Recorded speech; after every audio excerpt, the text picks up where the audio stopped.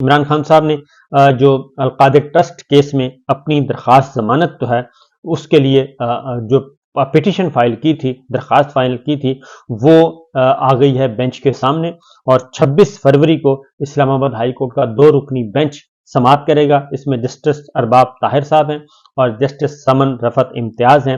یہ احتساب عدالت نے عمران خان صاحب کی درخواست ضمانت مسترد کر دی تھی اور اس کے خلاف اب ہیئرنگ ہے، اور عمران خان صاحب اس مقدمے میں وہ جوڈیشل ریمانڈ پر جیل میں ہیں، نمبر 1۔ نمبر 2 یہ کہ احتساب عدالت کے نئے جج جو ہیں وہ آ چکے ہیں، انہوں نے چارج سنبھال لیا ہے، اور اب وہ فردر جو ہے وہ اس کیس کی سماعت کریں گے۔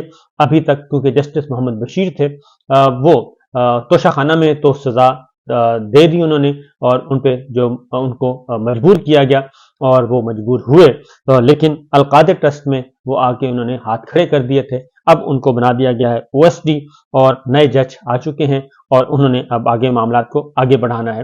دوسری خبر یہ ہے کہ PTI کے جو حمایت یافتہ امیدوار ہیں وہ سنی اتحاد کونسل میں شمولیت کروا رہے ہیں، اور الیکشن کمیشن میں جو ہے درخواستیں جمع کروائی جا رہی ہیں۔ اس میں قومی اسمبلی کے ارکان بھی ہیں، پنجاب اسمبلی کے بھی ہیں، خیبر پختونخوا اسمبلی کے بھی ہیں، اور دیگر سندھ اسمبلی کے بھی ہیں۔ تمام چاروں صوبائی اسمبلیاں، قومی اسمبلی کے ارکان جو ہیں، صوبائی اور قومی اسمبلی کے سب نومنتخب امیدوار جو ہیں وہ سنی اتحاد کی طرف سے اپنے کاغذات جمع کروا رہے ہیں، اور 194 آزاد امیدوار اب تک بیان حلفی جمع کروا چکے ہیں۔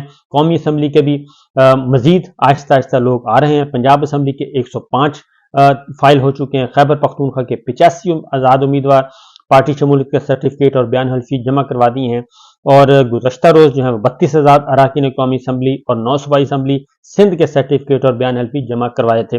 تو معاملات آہستہ آہستہ آگے بڑھ رہے ہیں، اور ان کو آگے پھر اس کے اکارڈنگلی پاکستان تحریک انصاف کو ایک بہت بڑا جنگ ملنا ہے۔ مخصوص سیٹوں پہ جو ہیں خواتین اور اقلیتی نشستیں وہ آئیں گی۔ اس کے بعد پاکستان تحریک انصاف نے جی ایک سٹیٹمنٹ جاری کی ہے، وہ سٹیٹمنٹ پہلے سن لیں کیونکہ یہ سنانا اس لیے ضروری ہے کہ میڈیا میں آپ کو پتہ ہے کہ پاکستان میں پاکستان تحریک انصاف کا پوائنٹ آف ویو جو ہے وہ نہیں دیا جا سکتا اس طریقے سے، بہت لمیٹڈ ہے، تھوڑا تھوڑا وہ ہے، معمولی نوعیت کا ایک ہلکا پھلکا ان کا موقف دیا جاتا ہے، ویسے نہیں دیا جاتا۔ سچویشن یہ ہے کہ پاکستان تحریک انصاف نے یہ کہا ہے، ترجمان کی طرف سٹیٹمنٹ ہے کہ عوامی مینڈیٹ پر ڈاکہ ڈال کر قوم کو مجرموں کا غلام بنانے کا نتیجہ بدترین سیاسی عدم استحکام کی صورت میں نکلے گا۔ یہ انہوں نے کل جو رات کی تاریکی میں جو جعلی مینڈیٹ اور ریجیکٹڈ لوگوں کو اور مینڈیٹ چوروں کو اور مینڈیٹ چوروں کے اعلی کاروں نے جو کچھ کیا اور سہولت کاروں نے جو کچھ کیا، اس کی بنیاد پہ یہ پریس سٹیٹمنٹ جاری کی گئی ہے PTI کی طرف سے۔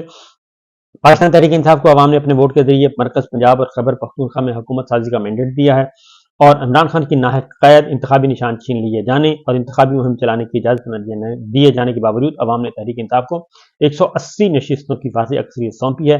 عوامی مینڈیٹ پر کھلے ڈاکے سے پاکستان کو سکوت ڈھاکہ جیسے سانحے سے گزرنا پڑا۔ پاکستان کو دوست کیے جانے والوں کے وارث آج پھر عوامی مینڈیٹ کو روندنے کی ریاستی کوشش میں سہولت کار ہیں۔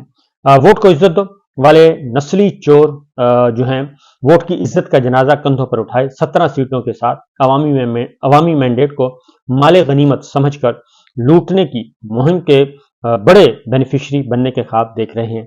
رجیم چینج سازش کے مکروہ کرداروں کو تاریخ کے بددیانت ترین چیف الیکشن کمشنر کی تائید حاصل ہے، اور عوام دستور اور جمہوریت کے ساتھ ننگے کھلواڑ اور اپنے ووٹ پر ڈالے جانے والے کھلے ڈاکے کو ہرگز گوارا نہیں کریں گے۔ تحریک انصاف عوامی مینڈیٹ کی چوری کے خلاف ہر سطح پر بھرپور مزاحمت کرے گی۔ ریاستی فیصلہ ساز ہوش کے ناخن لیں اور مرکز و پنجاب میں عوامی مینڈیٹ کو بلڈوز کرنے کی بجائے فارم 45 کے مطابق نتائج جاری کریں اور عوام کی منتخب اکثریتی جماعتوں کو حکومت سازی کا حق دیں۔ یہ پاکستان تحریک انصاف کی طرف سے کیا گیا ہے۔